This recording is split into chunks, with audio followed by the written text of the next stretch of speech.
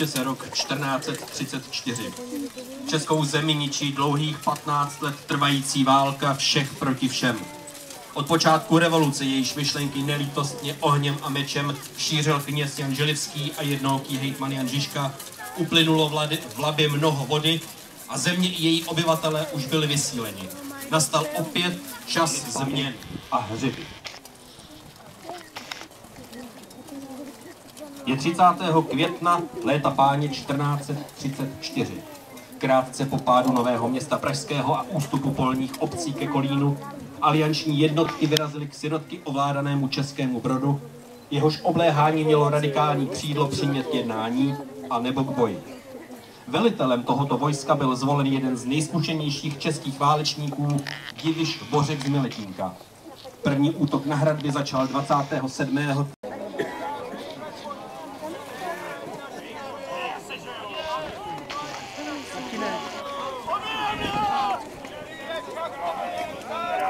Sirotčí vojsko očekává za pevnou vozovou hradbou příchod svých bývalých druhů. Dnes koaličního vojska panské jednoty, která táhne od Českého Brodu.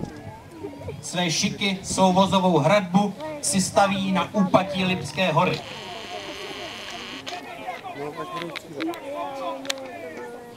Míru.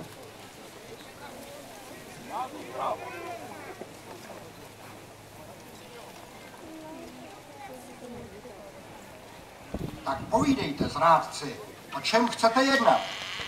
Chceme jednat o míru. O míru. Jste lháři a zaprodanci Antikristovi. Spolčili jste se s Plzeňáky, s Rožumberkem a s ostatními jednuškami. Silou jste oblehli Český Brod a chcete jednat o míru?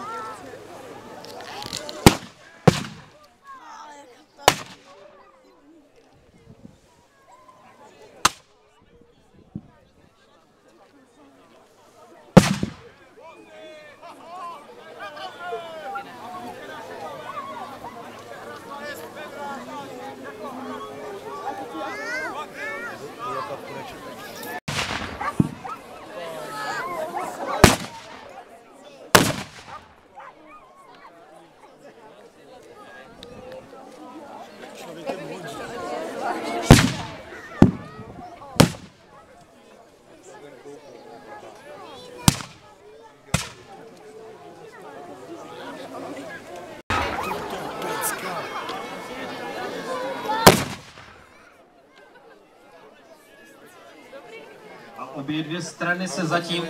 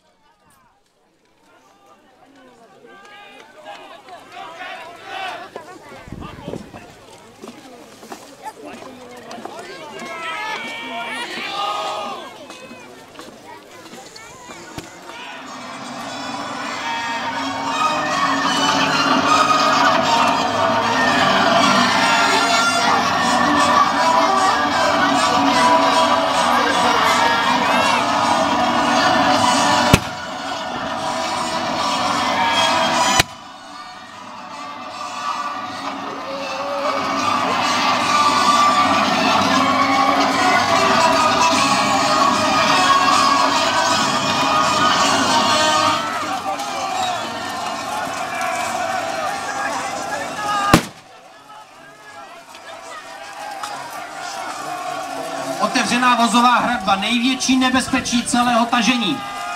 Ve chvíli, kdy vítězní synoci, alespoň tak si to v tu chvíli mysleli, otevřeli vozovou hradbu a vrhli se za ustupujícími vojáky panské jednoty, padl do boku jízdní oddíl a další pěší, kteří roztrhli vozy sirotků a nastal chaos.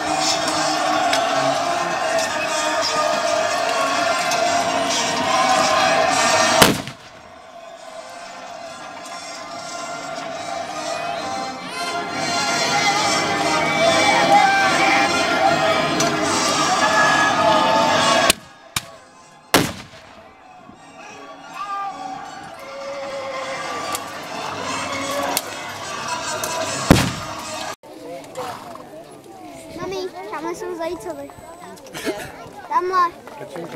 Štěpí. Tamhle Verča a Kuba.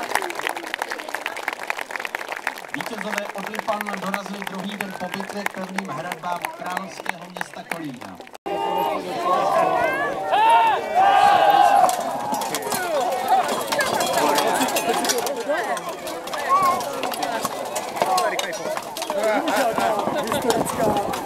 Hysterická. Opravdu. To je opravdu soubor. Teď jsou.